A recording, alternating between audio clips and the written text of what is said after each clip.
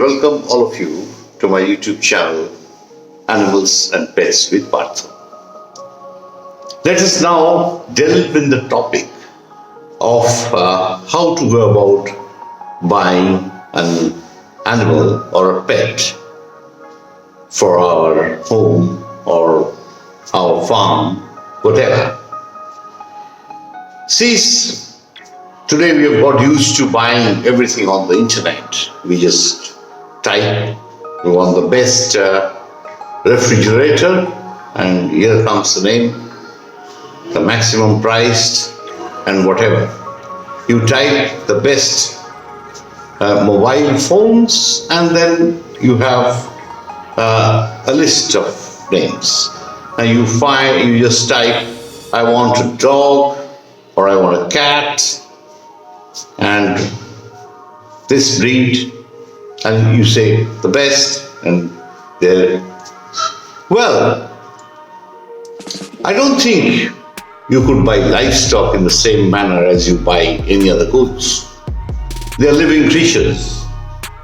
Everyone who breeds or sells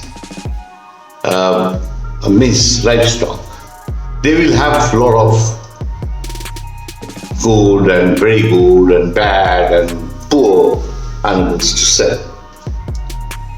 Some people nowadays even breed very poor animals because there are so many people wanting to buy without knowing, without having any clue what they're buying. I'll just come to a couple of examples.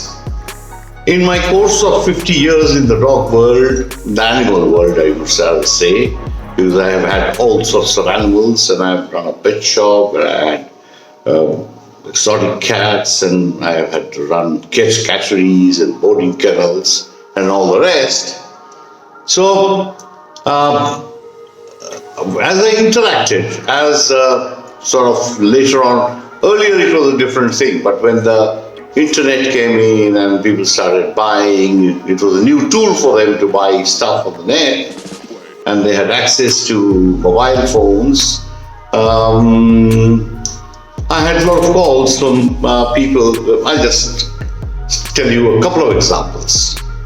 One gentleman one day called me up and said, do you have a Maltese? I said, not only do I don't have a Maltese, but I don't think you will get a good Maltese in this country. At that time, there were rarely any Maltese at that point of time. Now, of course, there are some breeders who are breeding them. So the gentleman said, oh, well, I've got offers from people. I said, well, because I was so confident, and I've been in close contact with the animal and dog world, so I could tell him that, will you please share the picture of the Maltese you're buying? And right enough, in a short while, the next day, I got a picture of a crossbred Spitz. I said, how much did you buy it for? It's 50,000 rupees. So, this is just one example. That people have so much money nowadays that 50,000 rupees worth of dogs buying, and then you don't like it, just throw it away, give it to anybody. One other example I'll let you know. I have a very old friend in Bombay. He's a jeweler. His son one day asked me to send over a puppy, which I had bred, of course. And he had been to the airport. So my puppy arrived and he received the box, and next to him there was another person who was receiving a Great Dane puppy from Calcutta. The moment he opened the cage, he realized that the Great Dane wasn't, it was a very, very poor dog. It means the picture that he was shown, it was not the same dog. So he just opened the gate and just ran away. He didn't even touch the dog. So this, my friend's son, he didn't know what to do. This little puppy, dazed and out of the box. And and it was in the airport, just after the airport cargo. So he picked up the dog and he called me, uncle, I have this a second dog with me from the airport, because this gentleman has opened the box and realized he's been cheated. He's left the dog and went. So this is just one or two examples I'm just sharing with you. There are many more that, many different, incidents that I could relate, and numerous in fact. But point is not that. Point is that I would suggest that if you're buying any sort of livestock, whether it be birds or cats or dogs or anything, then you need to equip yourself with a minimum knowledge. It is not like it is a branded thing. You have certification and you have a refrigerator with 5-star and 6-star and AC with that. So it's a living thing. When you buy it, you just can't return it anymore. So what do you do with it? You don't like it. Now, when a person goes to buy an animal nowadays, in the animals and the pets world, where people are uninformed, there a 10,000 rupees animal could be sold for 50,000, maybe a lakh, and you can get away with it. And then once the sale is over, livestock cannot be returned. Now comes the topic of supposing you have decided to go and buy a puppy. Then the first thing that a novice buyer would ask from a seller is, I want a male dog. And may it be any breed. They have no experience of having kept dogs before, but they have one information in their mind, and it is deeply embedded that they want a male dog. They have no clue about the breed and what it is going to turn out to be and what is required to bring up a male dog, a mix of that breed, what his temperament is going to be. And most of these dogs would be living in a family and in small apartments. See, first of all, if you have a small apartment and you have a big dog, it is 365 days that you have to plan to exercise the dog. Then, this male dog thing, which is in India, it is so much in vogue that everybody, 99% of the people want a male dog. Males, of course, are a little bigger. They have bigger heads, bigger bodies, they look more attractive. But do you know what comes with it? Supposing you're buying a Doberman. When you're buying from the market, you don't know what the parents' temperaments was. Because the person who is selling it is just selling you a puppy, saying his father was this, his mother was this, with no guarantee, no proper documentation as to what the parents were. And you do not know, because he's the seller, the male is not, the father is not there, the mother is not there. In case you insist, he will show you on the mobile that this is the father, this is the mother, which may not be true. Then you ask for papers. Say, what documentation? Here in India, the documentation is quite a show.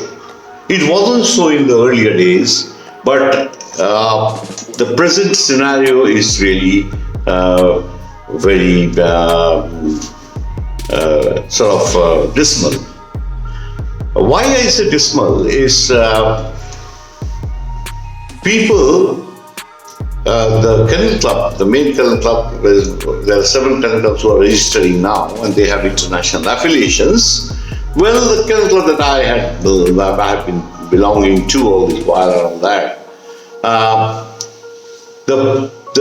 they started off with issuing microchips and things like that, which was also designed to make money, and how there was a big sort of scam in the microchip and matters are in court and is being challenged.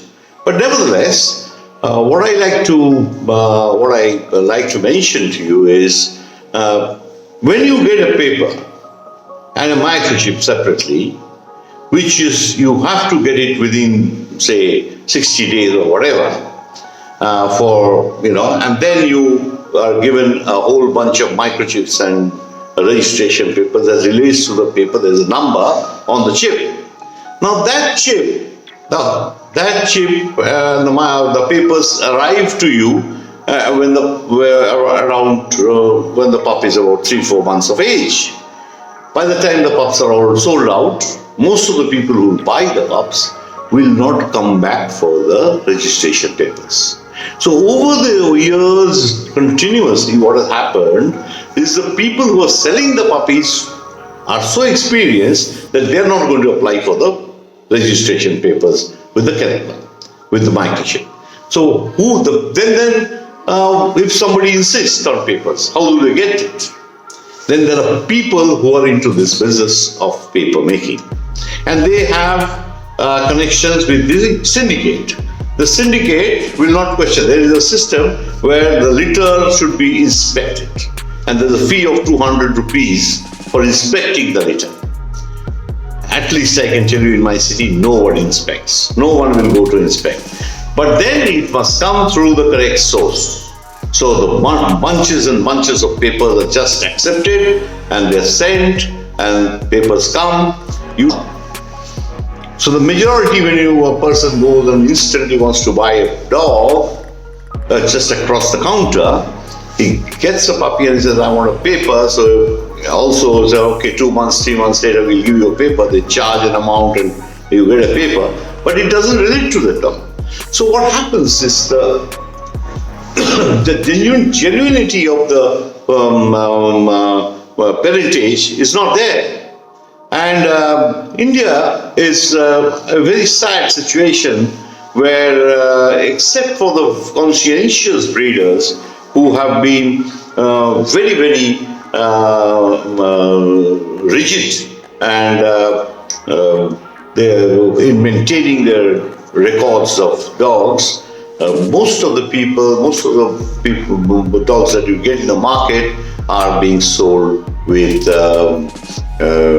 papers that are not actually related to them. I was into the topic of telling you that the new buyer of a puppy will ask for a male dog. In certain breeds, the males are very, very difficult to rear up, and they are not really suitable for the family unless the owner is experienced enough. So I would suggest that you should read the characteristics of the breeds and also the males and the females before you go for it. But simply saying just my experience, because I'm not going to sell you a dog, so but if I was selling and if I told you came to me and asked for a male puppy, and I said, why don't you take a female, if females are better, you would usually relate that I want to sell you a female because I have a female, maybe the male is, I don't have a male, or the male is more expensive for me to buy. But that is not the case in my situation at the moment. I am only telling you my experience because I have kept hundreds of dogs I've handled, and over 40 years of running a veterinary clinic, I must have helped thousands of people, advised thousands of people into what they should buy and what they should not buy, and the problems they face when they do not make the right decisions at the time of buying.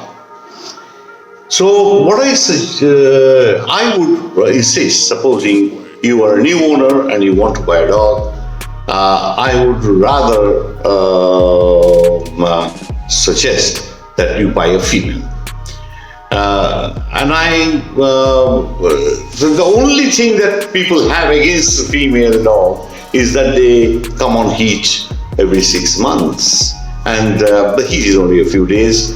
Usually, most of the breeds you will not be like in small breeds like Pomeranians and even the Spitz and others. You may not even find any droppings anywhere. They just keep themselves so clean. But temperament-wise, they are much docile. They are more easily trained, more affectionate. I will like to support my cause by bringing the example of our security forces and the likes. If you look at most of the police dogs and narcotics and most of them are female dogs. That will justify what I am trying to explain to you. This matter of coming on heat, supposing you're buying a pet and you don't want to live with this all the life, you can just, after the bitch matures, and if you are not interested in the breeding, then just go to a veterinarian or contact. You can search and find, and you can go and have it operated for once forever. The problem is eradicated. But for the male, they are on heat all the time. A female dog comes on heat every 6 months, but the male is in readiness all the time. Then the male, supposing you live in a small apartment and you have a big male dog, and these males they mark their the canines, they mark their territories. So the way to mark their territories, they urinate on objects, and you will see that male dogs go around and supposing you have sofa sets and things like that, and they, I'm telling you the practical side of it, and they do lift their leg and do. It's very difficult to get the smell out, and from time to time you will have these dogs go and mess it up. So that is one problem you will have to live with all your life. Whether you are prepared, if you have a big house, you have a compound, and you are experienced with animals, and you know how to take care of a big male Doberman or a Rottweiler, well, good enough, go for it, enjoy the dog. But if you are a novice owner, please think twice, and please take my suggestion. I would rather suggest, even for a Spitz, which is a very popular, here of course I talked about the Spitz in my earlier episode, and I mentioned that how the Indian Spitz came about. Though there have been judges from the international judges coming here, and they have gone, they know there is a dog called Indian Spitz, which actually India did nothing about it, except they changed the name from German Spitz to Indian Spitz, and they made it into an Indian breed. So, the bright people, our kennel club. So, this Spitz, which is common, you don't see them much in dog shows, but they're very common otherwise as pets. The males, the temperament of the males are difficult, and unless you can rear them up well or you can discipline them, what happens is if you go against them, they will bite.